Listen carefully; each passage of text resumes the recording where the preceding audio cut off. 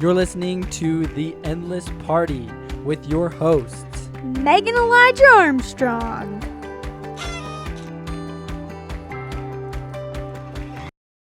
Hello, friends. Welcome back to The Endless Party. So, we feel like we haven't given an update on the reason for this podcast, and that is our twins.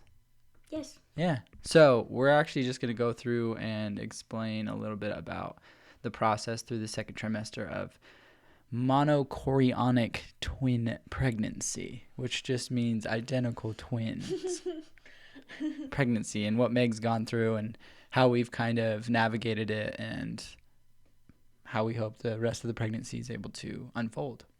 Yeah. Let's first talk about the babies. Yeah, the babies. So baby A never moves. Well, she actually moves a lot, but she always just stays in the same place. Yep. Right? So, like, she's always head down, which, thank heavens, she is. We're so thankful for that. She's just, like, chilling right on Meg's cervix and, like, ready to go. Yeah, she is. And which is awesome. And then B just kind of floats around, like, hoping to find any place. She's more of a wild card. Yeah.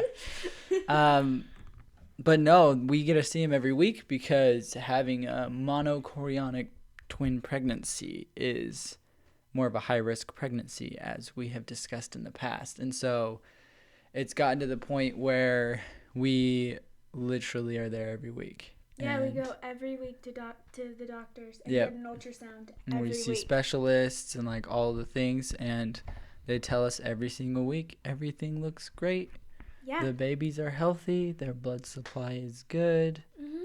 Yeah, and it's been awesome. We had one visit with Candace, and it was hilarious because she was like, she's like, because they have to check everything about the kids, right? Make sure the growth and everything is going smoothly. And then she goes, yeah, like, I don't know why, but I have to check the kidneys every single time. And I'm like, yeah, they're still there. They've been here the whole time. They it's haven't pretty funny. left. So she's funny. She's so fun. Trying to think what else has happened. I think it's been so awesome that we've just gotten to know the staff at our office. Oh, yeah. And I don't know, that just has been so nice the office that we go to, it just really feels like they actually, like, care about us and our situation, and that they're just so mindful and aware of me and the babies. And it's just really refreshing because, I don't know, we just haven't gotten that at every doctor's they're just office. very personable. Yes. And what's been nice is every single one of the doctors, right? Like, obviously you get along better with certain people just because they're closer to your personality, right? But every single one of these doctors has really just been able to take the time, especially with Meg, and sit and explain, like, look, like, the reason you're so-called a high-risk pregnancy isn't because there's anything wrong with your kids. It's like, we're just here to monitor to make sure nothing goes wrong with the kids. Yeah. And they just are so reassuring through this whole process. And it has honestly been like a breath of fresh air. It really has. Yeah, especially because, like, you just hear from all these other doctors who aren't specialists, who don't see this. And they're just like... They're really concerned about the risks. Well, and it's not only just concerned. It's just like... kind of... They're just negative. Yeah, they make it sound like you're not going to have... Yeah. Like, that it's not going to work out. Well, and basically that it was, like, your fault. Yeah, and like, it's kind of if my anything fault. happens, it's your fault. Yeah. And it's like, okay, no. Like, the most senior specialist... Yeah. He's so cool. We call him Dr. O because nobody can say his last name. Even him, he told us. He didn't even know. He's Japanese background. Anyways, so he's so nice. He's great, but he basically explained to Meg, he's like, what I think here is you have two very normal kids. And then he's like, this is all we do. He goes, we watch and monitor, and then we pull the rabbit out of the hat. Mm. He's like, it's nothing crazy. Like, we don't do anything special. He's like, that's all we do. Yeah. And I was like, well, that's nice to know. So nice to hear. Yeah, especially just like I said, because of the other doctors that are like, well, your kid could have all these issues and problems, and like it's like they make it sound like they already do, but well, it's like, do you think we need to hear that? Like not we really. know the risks. We know that we're a high risk pregnancy, but you know, in terms of sharing blood supply and sharing space, they are, I think they're as healthy as we could ever ask them to be. And Yeah. it just is so reassuring. They are rapidly gaining weight. It's crazy how it took so long like for them to 20 months, not months. it Excuse took me. them like 20 weeks 20 weeks to gain like a pound. Yeah. No.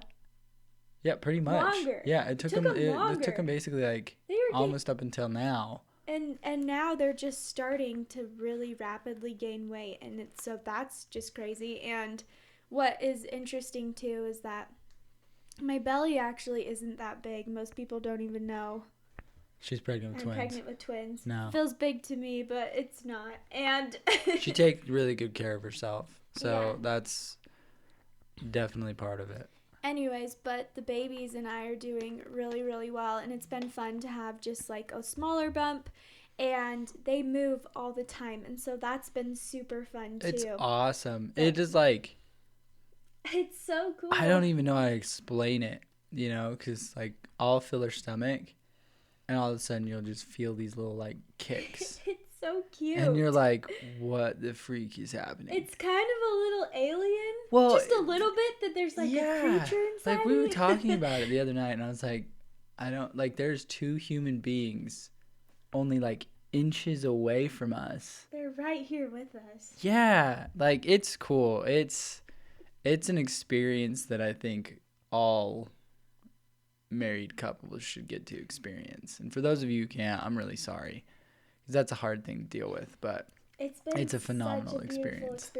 What's, I think, something that Elijah just brought up, what's so amazing is how close they really are to you, and yet they're so far away because they're not like here, but the fact that they're right by Elijah and I, and they literally live in you. I know. Like what? And the app always says like their ears are starting to develop, so they're starting to detect my voice 100% and my heartbeat, but now they're starting to be able to hear outside voices. So I know for sure that they know Elijah's voice, and that's really special too. I don't know. It's like, I don't know. I just think it'd be so reassuring, you know, as like a little baby that they'll come out and they'll be with me, they'll be with Elijah, and they'll just they'll know us. They'll know who we are, which is really cool. And then that's who they're gonna recognize, who are their parents. Yeah, like it's cool. I mean, and we get some small little glimmers because of how detailed the ultrasounds are of like their faces and like all this stuff. And it's pretty cool because you definitely can see their little personalities and like it's fun, you know, and it's just been a cool experience.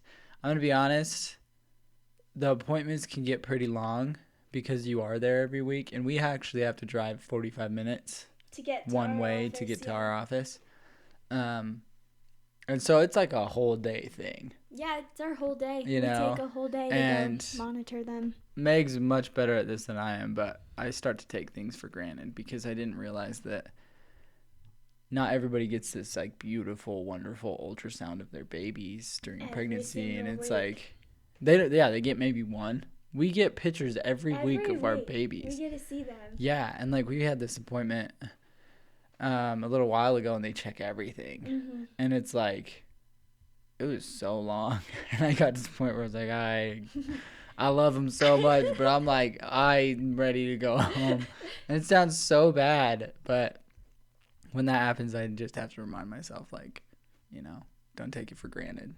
I know. I'm just sitting there, and I think I realized something that I realized is I'm like every appointment is 1 week closer to seeing them, and I realize that this is just a phase, and so I just try to be so in the moment and so excited to just be with them, you know, for the time that I get every week, just because, I don't know, I just actually really love this phase. Like, you know, a lot of people are either like, I hate being pregnant and I love being pregnant, or I love being pregnant. And, you know, for me, I I think I'm just somewhere in the middle. I think most days I really like it. Some days are harder than others, but that makes sense. I just am trying to embrace, this opportunity that I have.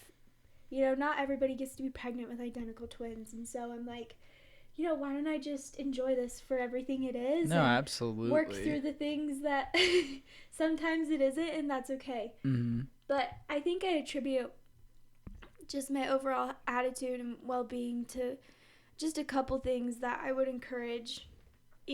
Everyone's different, but I exercise every day, and it doesn't mean that I exercise the way I used to. No, it's modified for sure. It's completely modified, but I think that has been such a big key to success, and I do specific pregnancy workouts that are safe for my body and the baby's, and I always pair that with a pregnancy yoga, and so I think it helps me to just stay in the moment, and also, I don't know, my body feels really good as it can be. No, absolutely. Can feel because of the babies. Mm-hmm. And I just think, I don't know, I just think that's so important, and it's something that I think that's the biggest difference. Well, I think it just goes back to this understanding that we really kind of hit on in this podcast, is this understanding that you need to make sure you're taking care of yourself, right? And Meg's been a phenomenal influence and example of that, because this is actually case in point to what we've tried to talk about, right? The fact that if you take better care of yourself, you're better equipped to take care of other people. Pregnancy is like case in point. Yeah, right? Absolutely. She takes such great care of herself, and because of that, these babies are in such a great environment and have such a great growth rate and all the things, and it's because the mom really takes time and takes care to make sure that she's doing okay. Yeah. Yeah. I think so. Oh, I wanted to just put in this to remember. They were nervous about my cervix, but it's been completely stable. And I don't know. I think that just is, I don't know. I think something that Elijah and I are working really hard, and it's something you have to work at, is just like having faith and eliminating doubt. Mm-hmm. And, from the beginning, we felt like we are going to be blessed with 2 healthy babies, and we know all is going to be well. And so, when there are little small hiccups in this pregnancy or in the risk of our babies, I think we just have to go back to our faith and our belief that this is going to be okay and that we're going to expect for the best. And my cervix was short apparently, and then but now it's completely stable. Well, it's kind of funny because the cervix length, they're like, we want it in between 2.5 and 3. Is that centimeters or millimeters? I don't remember. But Meg was like 2.54. And then they were like, it's short. And I was like, wait a minute. Because they're like anywhere from 2 to 2.5 we monitor. And I was like, well, isn't she just over? Just about over. So it was funny though. And then I was kind of like, well, we're not big people. Does that make a difference? Because we're not really huge. And those babies aren't going to be big either. The weight of twins on me, not just one. So they monitored it for 3 or 4 weeks, and then it was fine. They're like, it's stable. There's no problem. So one day they were just like, oh, okay, yeah, you're good. And they just stopped doing it. And we were like, okay. So pretty funny. I think that's pretty much it for this, I think so too. I think we've just really enjoyed this process, and staff has been great, and I only say great things about them. I just filming this episode is just so surreal that this is going. I might cry, but this is gonna be something that we look back on. Even though it's so real right now to us in the moment, but I can't believe that this is just gonna be a memory. That one day we will have our babies, and we'll look back to the process of getting to meet them. That will be. No, it's future. Cool. It's incredible. It's just all of a sudden these babies right could be here very, very soon, and thank heavens we've been able to share this experience with each other, but also with all of you, and it's been awesome. And I think also make the most of it for all that it's been. Yeah, absolutely. I think we totally have. So. All right. Thank you so guys much for tuning in. We appreciate it. Our babies. So until next time, I guess just take care of yourself. Take care of yourself out there. All right. Thanks, guys. Bye. You've been listening to The Endless Party. Please feel free to join us over at our website, theendlessparty.com, for more of our content.